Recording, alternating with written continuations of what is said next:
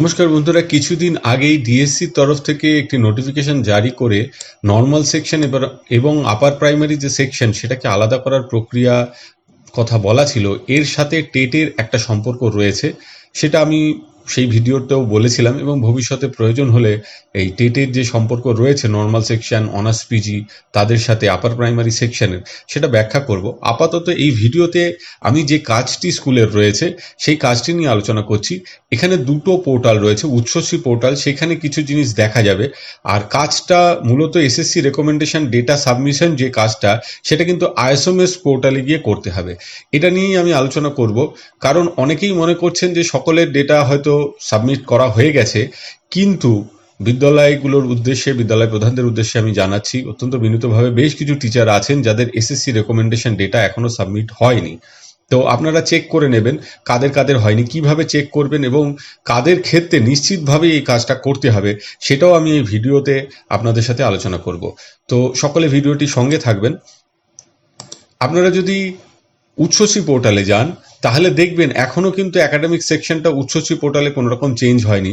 যেরকম normal, upper primary, secondary এই তিনটে ভাগ ছিল, এখনো কিন্তু বিভিন্ন সাবজেক্ট টিচারদের ক্ষেত্রে সেটাই দেখাচ্ছে। কিন্তু এটা স্পেসিফিক হওয়া দরকার।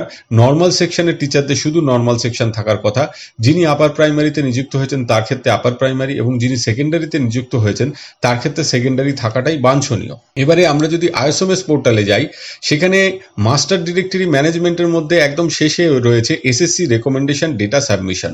এটা আগে বহু স্কুল করেছেন, অনেক স্টাফের করা আছে, কিন্তু সকলের করা নেই।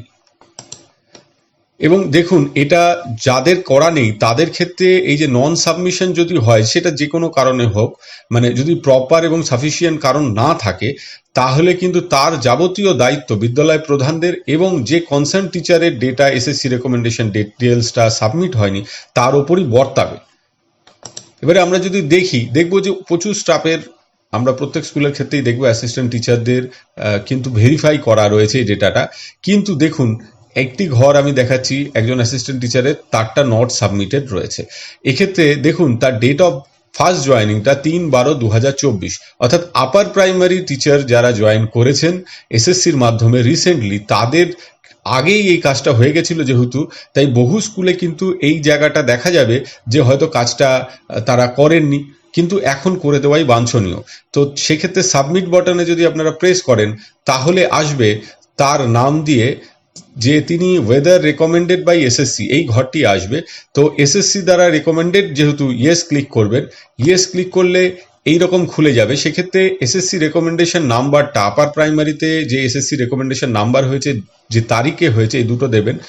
রেকমেন্ডেড ডিস্ট্রিক্ট, জেলা, কোন জেলার আন্ডারে এই নিয়োগটা হয়েছে, এবং যে স্কুলে এই কাজটি করছেন তারই স্কুল নাম এখানে দিতে হবে। ড্রপ ডাউন মেনুতে সেই নামগুলো চলে আসবে।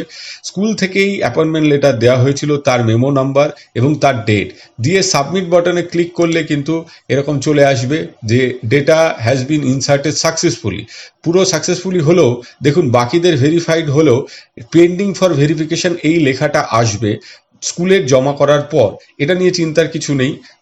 এই ভেরিফিকেশনটার বাকি কাজটা করার দায়িত্ব হচ্ছে ডিআই অফিসের। স্কুল এন্ডের কাজ কিন্তু হয়ে থাকলো, ডিআই অফিস তার কাজ না করলে সেজন্য স্কুলের এন্ডে কোনো সমস্যা হবে না। এবং এই ভেরিফিকেশন পেন্ডিং থাকলে তার নোটিফিকেশন তারাও দেখতে পারবেন ডিআই অফিসের তরফ থেকে, এবং তারা এটা করে দেবেন।